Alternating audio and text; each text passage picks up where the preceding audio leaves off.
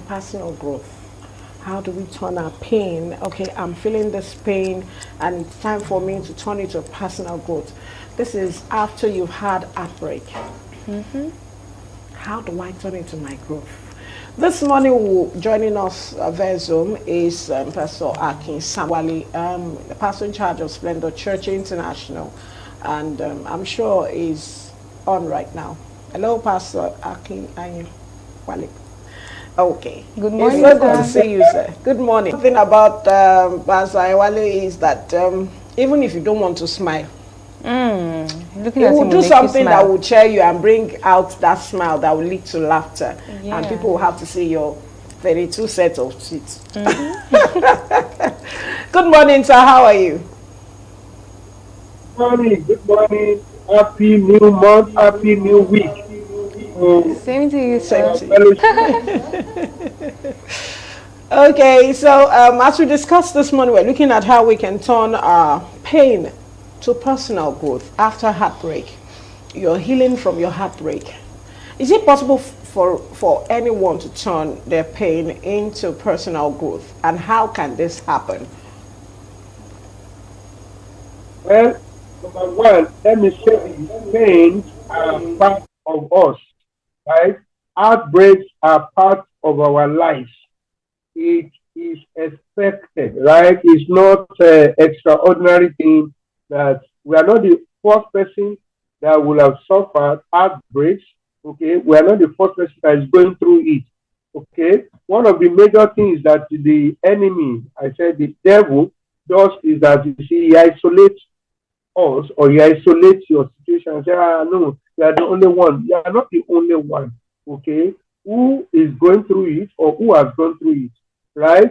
Number one thing for you to know is that acknowledge the pain. I mean, owns it.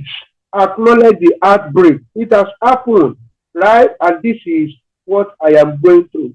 So if you are going to turn it into personal growth, acknowledgement is very important. Acknowledge your emotion. Acknowledge your vulnerability. Yes. Okay. He is going to help us a lot. Number two, we need to see in a very good perspective.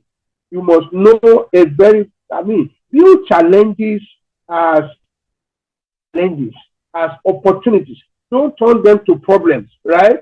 Challenges are challenges. In fact, challenges brings opportunity to us. That you have the outbreak today, it's giving you another opportunity to build another, relationship with somebody.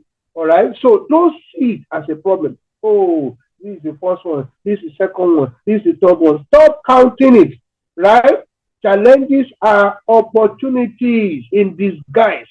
Challenges, pain, heartbreaks, they are opportunity in disguise, So your perspective is very important. Number three, you see, you need to take care of yourself also. You need to know that you need to come out of that heartbreak, come out of that pain. Pains are not meant to be forever. Listen, don't permanent them. They are temporary setbacks.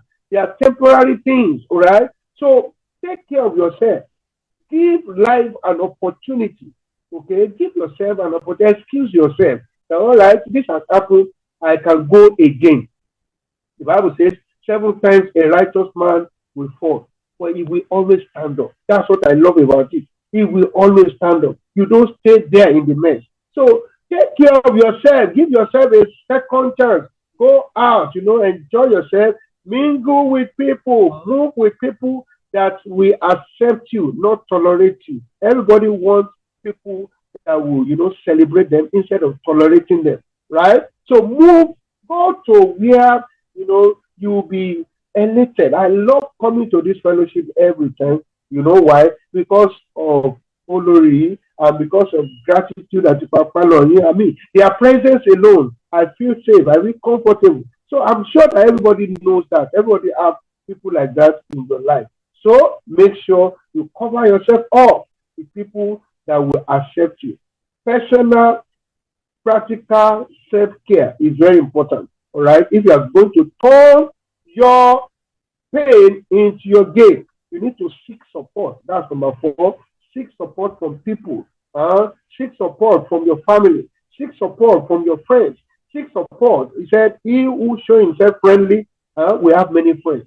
All right. You need to go out, show yourself friendly, give yourself a second chance, and God is going to help you. Then lastly, you need to now set a new goal for yourself. Yes, I failed here before, but now I don't want to fail again.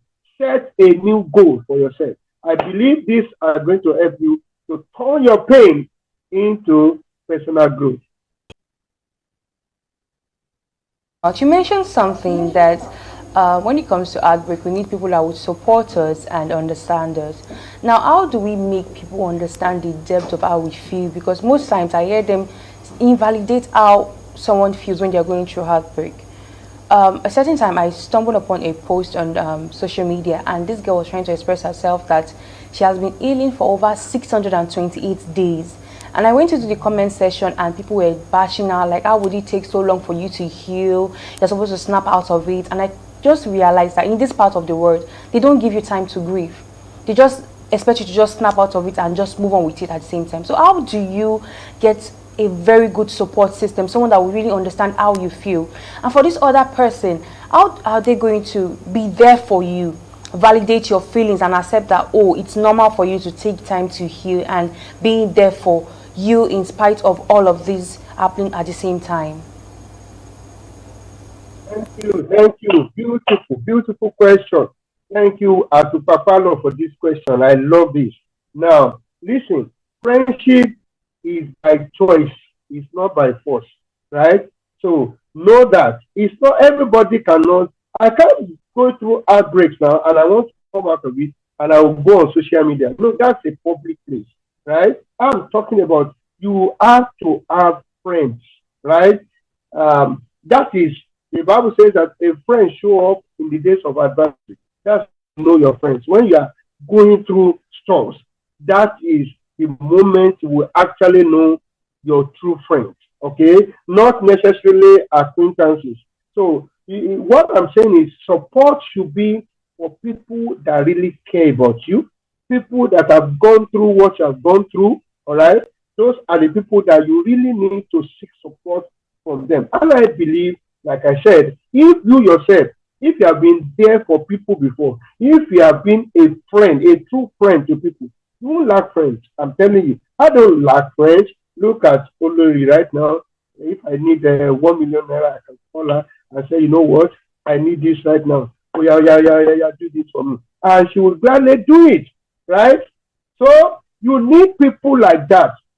Friends, I'm not talking about acquaintances. Friends who understand you, who knows your emotion, who will not toy with your life, who will not toy with your destiny. Right? Everyone deserves that. And you need to decide, because friendship is by choice, it's not by force. Number two, you said, okay, what are the beauty of these friends when you are going through? How do we take care of people? Now, listen to me. The true empathy, right, will go a long way.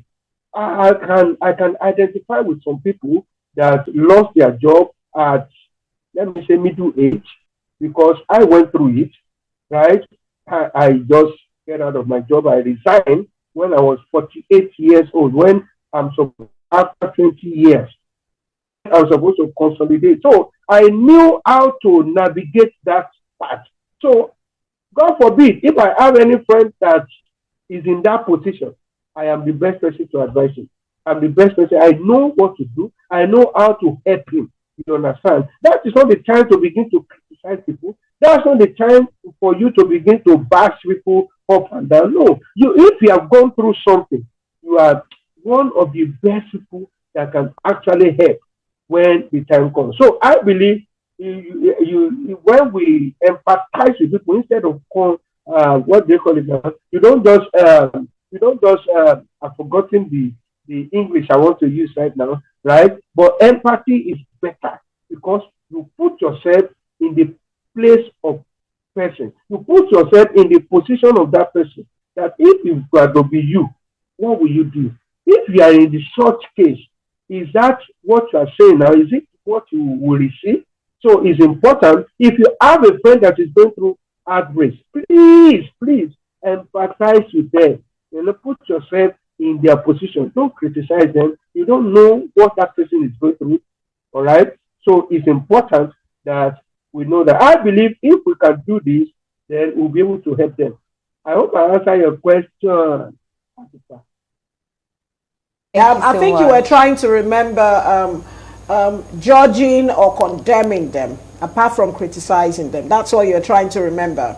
But to wrap up, because we are through with our time on this segment on relationship and lifestyle, I also want to add this. Sometimes you have some stiff-necked kind of people who will not want to leave their space. So, in the process of people like this, that they are comfortable with that, that particular zone they found themselves after heartbreak. How do you think we can handle these people? Because I tell you, it's just like people who are, clamoring for entitlement. That's another angle. But I'm looking at people who are they have resulted and they resolved to the fact that I don't, I'm okay. But because you are close to them, you don't want to watch them staying on the same platform. You are empathetic, you have been there, you have been trying to talk them, woo them. Sometimes, to get to a stage, you just have, what is wrong with you, Seth? Are you going to be the first one? You now come out with your own experience. I'm sure that story of yourself at 48, leaving what you're doing to walk into the ministry, did not come rosy, because we discussed this on the fellowship one time or the other. It will not come easy. You understand? So to people like this, I just need you in 2 minutes to just wrap up. What can we do? In 2 minutes, that's 120 seconds. What can we do to help them in 2 minutes as we wrap up? And for people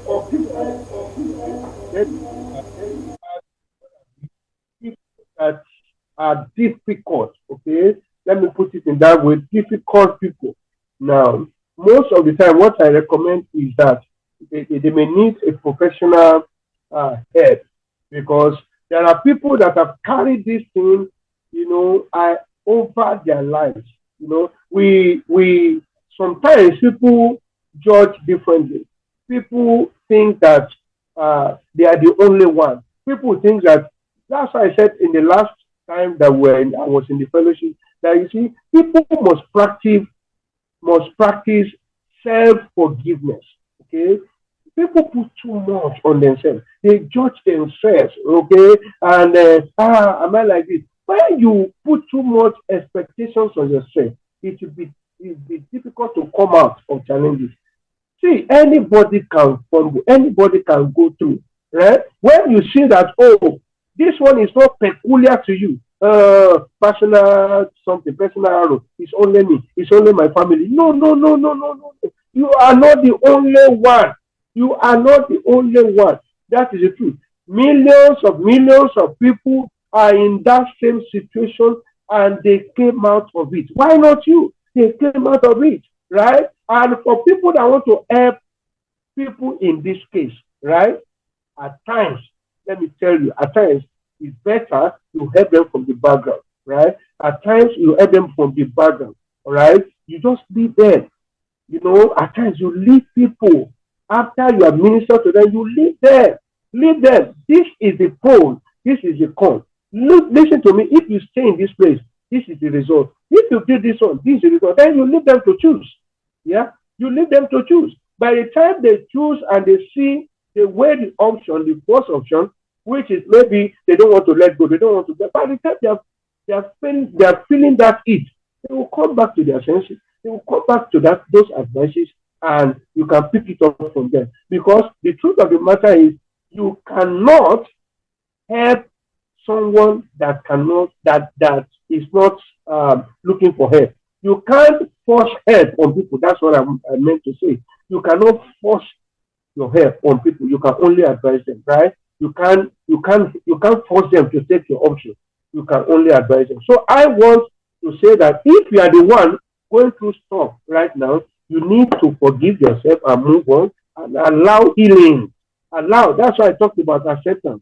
Accept it. Yes, It has happened. Accept it. Yes, I have missed it. Accept it. Own it. Own the pain. It is all right to grieve, right? But don't grieve into your grave. It's all right to grieve, but don't grieve into your grave. Allow life. When there is life, there is hope. I hope I answer your question, Mark. God bless you. Beautiful. You could help us put this balance both sides. As you're helping or empathizing with them, you're also putting them in the right path if they've zeroed their mind not to be helped. It's been an honor to have you. We've been talking with Pastor Akin Samuel Anyewale, pastor in charge of Splendor Church International, as we start this new week, this new month. Wish you the very best of today, sir. Thank you. Have a lovely day. Okay, the topic we dealt with this morning was healing after heartbreak, and that is turning your pain into personal growth. Wow, it's a beautiful one from our own darling Atukpapalo. Okay, we hope you had a wonderful time with us. It's time for us to, move for Blossom and Irebami to return. But before then, we have Tech and Gadget from our celebrity tech personality, person of Olusegun Achakaye this morning, and we'll be talking on a topic. What are some common ways people expose their financial data unknowingly? Yeah, this is a very one. I'm sure one of these days you'll see Blossom and Rebam discuss a lady that swapped an old man's ATM card. Okay, he swapped it. A young lady. She don't want groany. Let's see Tech and Gadget, and we'll be right back with Blossom and Rebami on Nigeria Today Live. See you at the other end.